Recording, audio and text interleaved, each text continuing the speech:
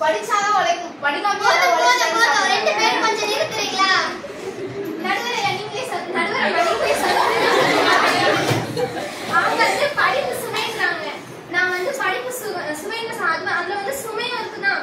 நீங்க எந்த இதுல பண்ணுங்க, எல்லாத்துலயும் சுமை இருக்குதான். கஷ்டம் இல்லாம எதுவுமே இல்ல.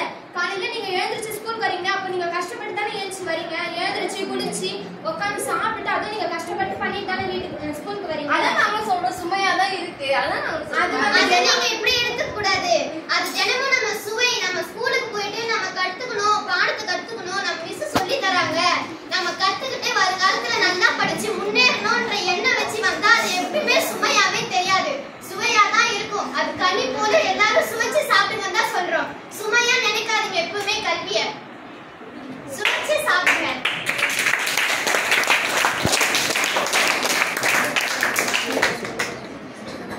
ஒரு தடவை நம்ம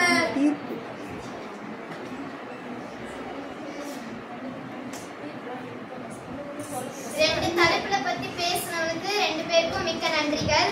படிப்பு என்பது சுவையா சுமையான்ற தலைப்புல தீர்ப்பு வந்து நான் எப்படி சொல்றதுன்னு தெரியல. நான் சுவைக்கு தான் சொல்லி ஆகணும். சுவையும் படிப்பு சுவையா நினைச்சு சாப்பிட்டா அது சுவைதான், சுமையா நினைச்சு எடுத்துக்கிட்டா அதுவும் சுமைதான்.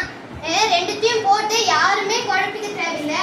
படிப்பை ஒரு சுவையா எடுத்து சாப்பிட்டீங்கன்னா எல்லாருக்குமே அது சுவைதான். சுமையா நினைச்சீங்கன்னா அது கடைசி வரைக்கும் உங்களுக்கு சுமையாவே தான் இருக்கும். எனவே மாணவர்கள் அனைவரும் படிப்பை சுவையாக எண்ணி கனி போல சுவைத்து ரசித்து சாப்பிட்டால்தான் வாழ்வில் முன்னேற முடியும்.